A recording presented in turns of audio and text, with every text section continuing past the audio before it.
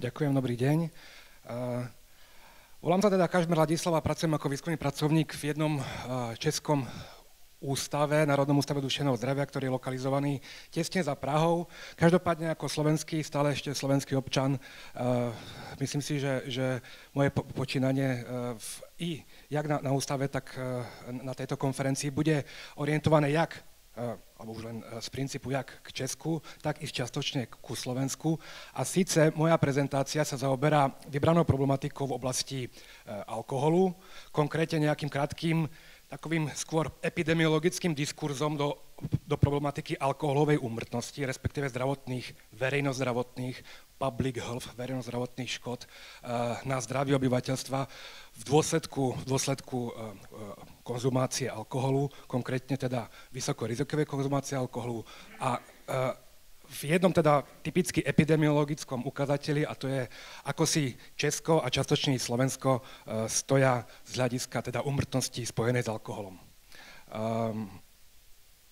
Motivácia vôbec, prečo sa touto tematikou zaoberať, je asi dosť prozaická, pomerne dosť známa. Európsky priestor celkovo vo svetovom meradle patrí k regiónom, ktoré i VHO označuje ako za regióny s najvyššou spotrebou alkoholu. A Česko a Slovensko v európskom priestore v zmysle Európskej únie, krajín Európskej únie patria ku krajinám takisto ku krajinám s najvyššou spotrebou, s najvyššou úrovňou spotreby alkoholu. Česko je dlhodobo známe ako krajina celkovo s najvyššou spotrebou piva vo svete. Slovensko, ale to je pivo a k tomu sa samozrejme pridávajú aj ďalšie druhy alkoholických nápojov ako víno a destiláty. Každopádne, keď sa pozrieme na základnú nejakú diferenciáciu alebo rozdiely v celkovej nejakej priemernej spotrebe alkoholu na osobu, tak tu na Česko je z hľadiska množiny krajín EÚ, najmä tomu priebežne na prvom, druhom mieste niekedy. Slovensko je možno niekde v strede, ale sú skrátka krajiny, dajme tomu škandinávske krajiny ako Norsko alebo Švédsko, prípadne niektoré ďalšie ako Taliansko a Španielsko na južnej Európe, kde tá spotreba alkoholu je podstatne nižšia. No, s tým súvisí potom nejaký samozrejme dopad na verejnozdravotný dopad, dajme tomu i z hľadiska úmrtnosti, ktorý je, dajme tomu, v Českej republike odhadovaný na základe pomerne komplexných analytických health metrics postupov odhadovaný na nejakých 6% úmrtnosti v obecnej populácii, pričom u mužov je to niečo viac, dajme tomu 9, a u žien o niečo menej, dajme tomu 3. Ak sa teda však zapodievame otázkou nejakej úmrtnosti spojenej s alkoholom alebo spôsobenej alkoholom, tak sa samozrejme zaoberáme potrebnými alebo teda fatálnymi dôsledkami toho, ako sa chovajú vybrané skupiny obyvateľstva z hľadiska z hľadiska spotrebiteľskej štruktúry alkoholu. Jedná sa teda v prvom rade o ľudí, ktorí užívajú alkohol zdraviu škodlivo. V českej populácii je to okolo 8%, prípadne čiastočne sa jedná o ľudí, ktorí nadužívajú alkohol obecne, ale ešte nie nutne na úrovni závislosti na alkoholu. Prevalenčné odhady pomyselnej závislosti toho harmful drinking, toho zdraviu škodlivého, opäť sú u mužov výrazne vyššie než u žien. Toto sú dáta za Českú republiku.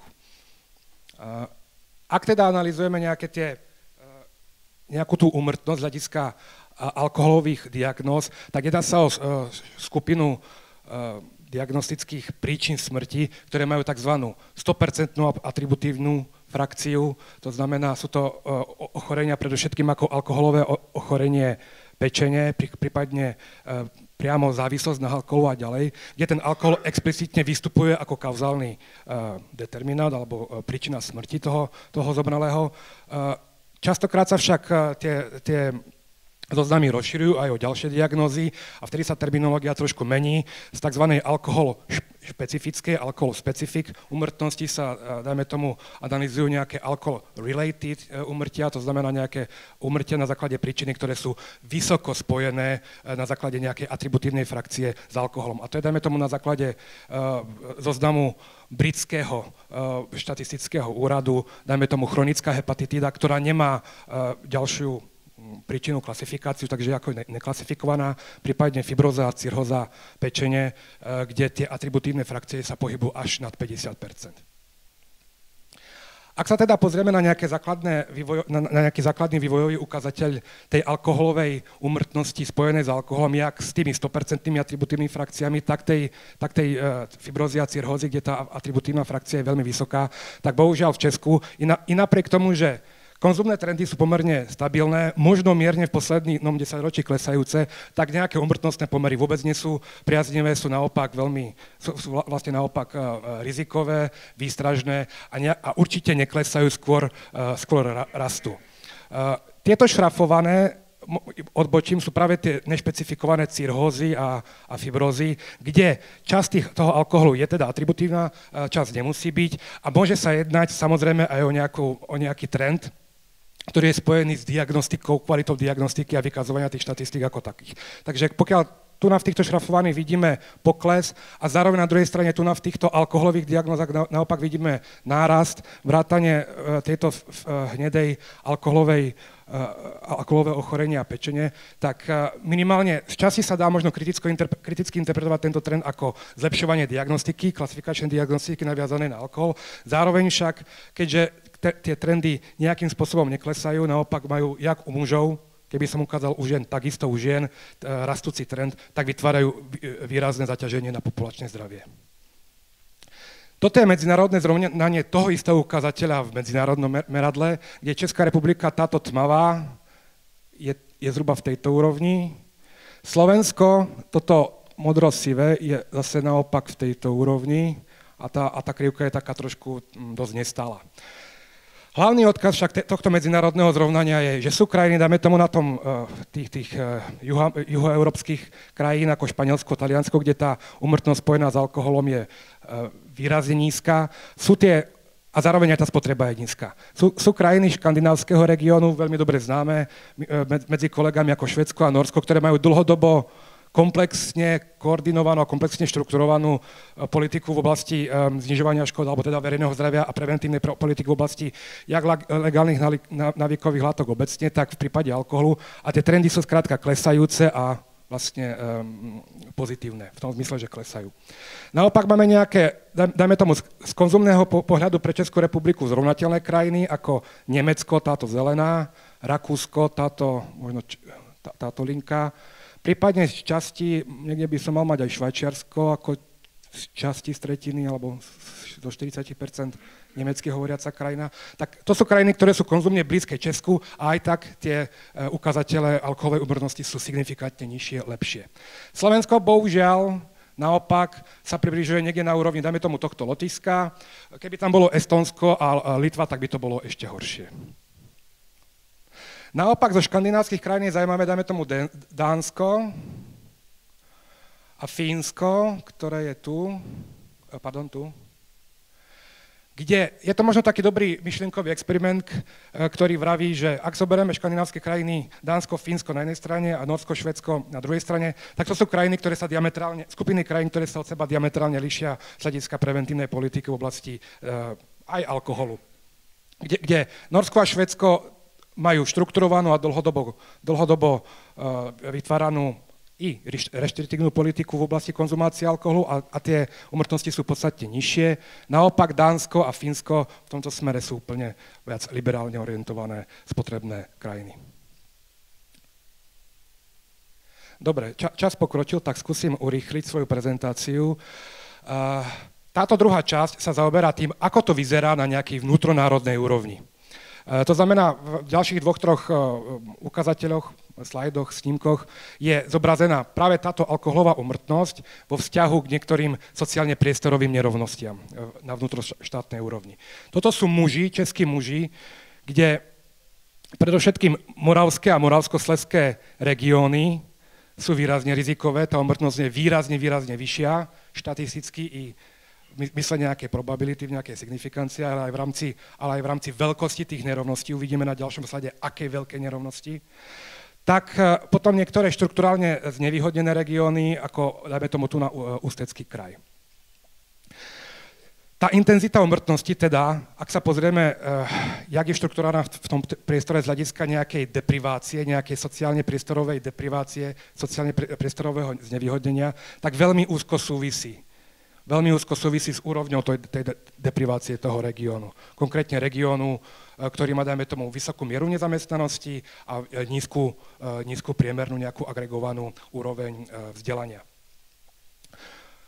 Na tomto grafe, dajme tomu pre populáciu žien, vidíme, že tieto obce, ktoré sú v najnižšom kvantile, najnižších 20%, ktoré majú najnižšiu úroveň deprivácie, tak tá intenzita úmrtnosti je signifikantne pod celočeskou úrovňou.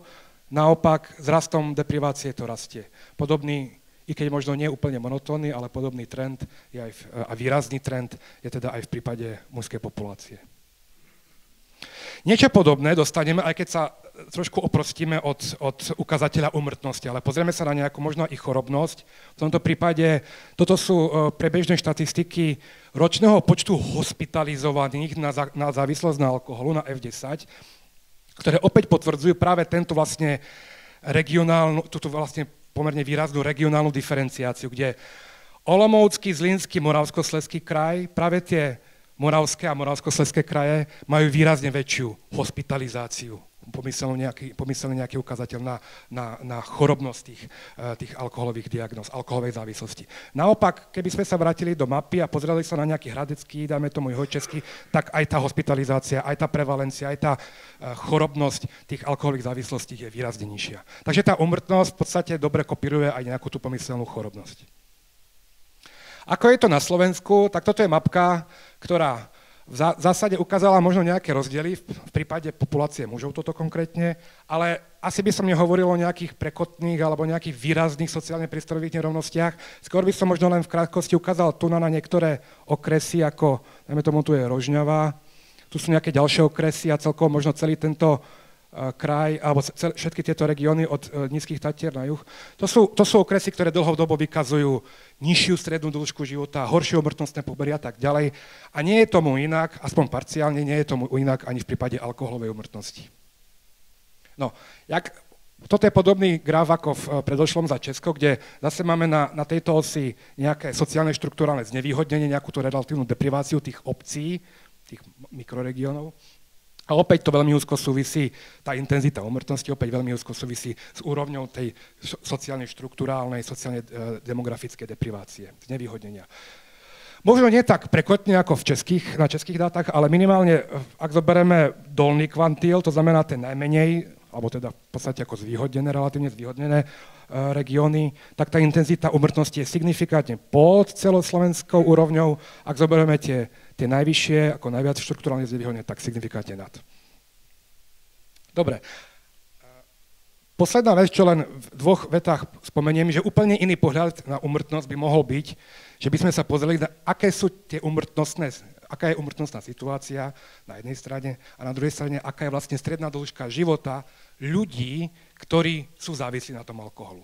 Tak mali sme české dáta o hospitalizovaných pacientoch na závislosť na alkoholu, na diagnózu F10 a zrovnali sme ich nejakým spôsobom sledovali, upravili a spočítali nejaké úmrtnostné ukazatele a spočítali nejakú strednú dĺžku života. A túto strednú dĺžku života sme porovnali s celočeskými dátami, ktoré sú voľne dostupné inak z Českého štatistického úradu.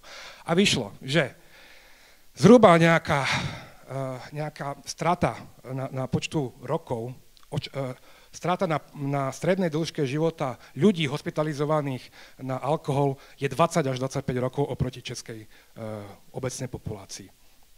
Konkrétne ono je to komplexnejšia demografická tematika, ale ak sa pozrieme na nejaký vek 20, že daný pacient bol hospitalizovaný vo veku 20 rokov, tak jeho očakávaná dĺžka života je v prípade mužov o 25 až 27 rokov kratšia než celočeskej populácii v tom istom veku, než Čecha v 20 rokoch. U žien je to podobne, akurát o pár rokov, menej 21 až 24. Takže nižšia stredná dĺžka života u žien, tých závislých na alkohol oproti celočeským ženám teda. No, ak sa pozrieme na vek 30, tak tie čísla sú mierne nižšie, ale stále sú nad úrovňou 20 rokov. Ak český občan bol hospitalizovaný na závislosť na alkoholu, tak vo veku 30 rokov, tak jeho očakávaná stredná dĺžka života oproti českému mužovi vo veku 30 rokov bola 22 až 24 rokov kratšia. U žien 20 až 21 rokov kratšia oproti ženám vo veku 30 rokov. Takže strata počtov rokov života pre ľudí závislých na alkohol je nad 20 rokov skrátka. Tým by som v podstate skončil a uzavrel iba tú tematiku tak, že zaťaženosť alebo verejnozdravotné dopady na populačné, či už chorobnosť alebo priamo úmrtnosť, jak v českej, tak v slovenskej populácii je značná, vieme o tom, avšak dlhodobo vlastne veľmi neuspokojivá a pokiaľ sa v tomto smere nejakým spôsobom nebude nič robiť, tak skrátka sa nič nezmení. A tým je to asi všetko povedané. Ďakujem.